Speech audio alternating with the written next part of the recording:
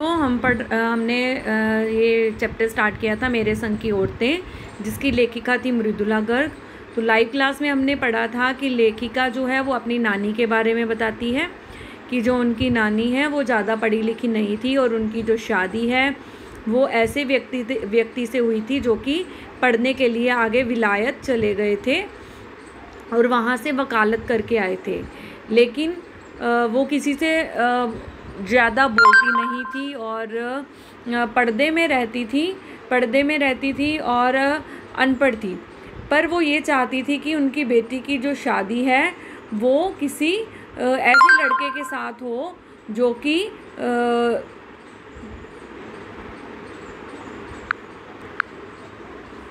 वे चाहती थी कि उनकी बेटी की शादी ऐसे लड़के के साथ हो जो कि स्वतंत्रता सेनानी हो। तो इसलिए उन्होंने अपने पति के दोस्त को बुलाया और उनसे बात की। और आगे हमने पढ़ा था कि उनकी माँ के बारे में कि उनकी माँ की शादी ऐसे लड़के से हो गई जैसे उनकी माँ मतलब उनकी नानी चाहती थी। लेकिन उनकी माँ बहुत कमज़ोर थी और वो ज़्यादा जो भारी काम है वो नहीं कर पाती थी। लेकिन चाहे वो काम में ज़्यादा हिस्सा अपना नहीं दे पाती थी, पर फिर भी घर में अगर कोई भी ज़रूरी काम होता था तो उनकी सलाह अवश्य ली जाती थी। तो हम आगे पढ़ते हैं।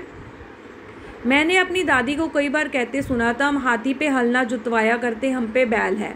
बचपन में ही हम इस जुमले का भावार्थ समझ में आ गया था। मतलब वो अपनी बहू पर यानी लेखिका की माँ पर व्यंग्य कर रही थी।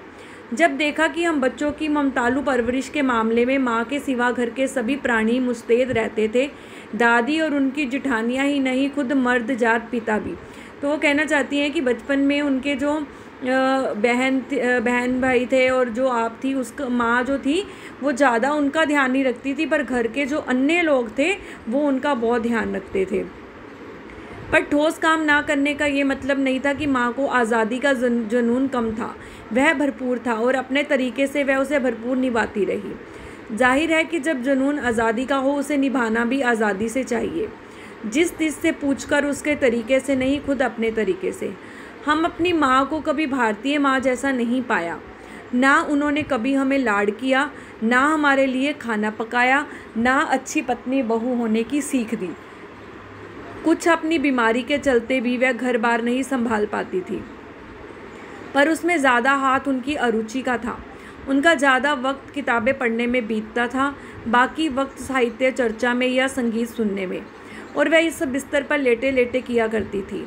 फिर भी जैसा मैंने पहले कहा था, हमारे परंपरागत दादा दादी या उनके ससुराल के अन्य सदस्य उन्हें ना नाम धरते थे, ना उनसे आम औरत होने की तरह अपेक्षा रखते थे। उनमें सबकी इतनी श्रद्धा क्यों थी, जबकि वह पत्नी, माँ और बहू के किसी प्रचारित कर्तव्य का पालन नहीं करती थी। तो लेखिका यहाँ बताती है कि उनकी माँ जो है वो कभी भी वो काम नहीं करती थी जैसे भारतीय स्त्रियाँ करती हैं, पर फिर भी जो उनका परिवार है वो उनका बहुत आदर करता था। क्यों करता था? साहबी ख़ानदान के रौब के अलावा मेरी और समझ में दो कारण आए। नंबर 1, वे कभी झूठ नहीं बोलती थी। नंबर 2, वे एक की गोपनीय बात को दूसरे पर जाहिर नहीं होने देती थी। इन दो खासियत के कारण ही सब लोग उनका सम्मान करते थे। पहले के कारण उन्हें घर वालों का आदर मिला हुआ था, दूसरे के कारण बाहर वालों की दोस्ती। दोस्त वे हमारी भी थी। माँ की भूमिका हमारे पिता बखूबी निभा देते थे। मुझे याद है बचपन में भी हमारे घर में किसी की चिट्ठी आने पर कोई उससे ये नहीं पूछता था कि उसमें क्या लिखा है, भले वह एक बहन की दूसरे नाम पर ही क्यों ना हो। कहने का भाव ये है कि लोग सभी जो वहाँ घर में जो उनके लोग थे वो एक दूसरे की भावनाओं का ध्यान रखते थे। और माँ ये जानने को बेहाल हो कि बीमारी से वह उबरी या नहीं।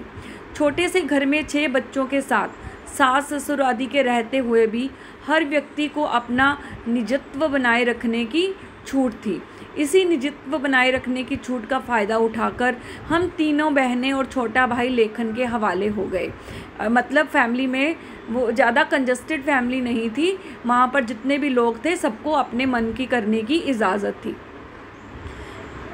लीक से खिसके अपने पूर्वजों में माँ और नानी ही नहीं होती तो गनीमत रहती, पर अपनी एक परदादी भी थी। अब लेखिका ने पहले नानी के बारे में बताया, फिर माँ के बारे में, अब वह परदादी के बारे में बता रही है। जिन्हें कतार से बाहर चलने का शौक़ था। उन्होंने व्रत ले रखा था, अगर खुदा के फजल से उनके पास कभी भी 2 से ज़्यादा धोतियाँ हो जाएंगी तो वह तीसरी दान कर देंगी। जैन समाज में अपरिग्रह की सनक बिरादरी बाहर हरकत नहीं मानी जाती, इसलिए वहाँ तक तो ठीक था। पर उनका असली जलवा तब देखने को मिला जब मेरी माँ पहली बार गर्भवती हुई। मेरी परदादी ने मंदिर में जाकर मन्नत मांगी, उनकी पतोहू का पहला बच्चा लड़की हो। यह गैर रवायती मन्नत मांगकर ही उन्हें चैन नहीं पड़ा। उसे भगवान और अपने बीच पोशीदा रखने के लिए सरेआम ऐलान कर दिया। लोगों के मुंह खुले के खुले रह गए। उनके फितूर की कोई वाजिब वजह ढूंढे ना मिली। ये भी नहीं कह सकते कि खानदान के में पुश्तों से कन्या पैदा नहीं हुई थी, इसलिए माँ जी बेचारी कन्यादान के पुण्य के अभाव को पूरा करने के चक्कर में थी, क्योंकि पिताजी की नहीं दादाजी की भी बहनें मौजूद थी। हाँ, पहला बच्चा हर बहू का बेटा होता है। खैर, माँ जी ने अपनी तरफ से कोई सफाई नहीं दी, बल्कि बदस्तूर मंदिर जाकर मन्नत दोहराती रही। पूरा नकूर गांव जानता था कि माँ जी का भगवान के साथ सीधा सीधा तार जुड़ा हुआ है, बेतार का तार।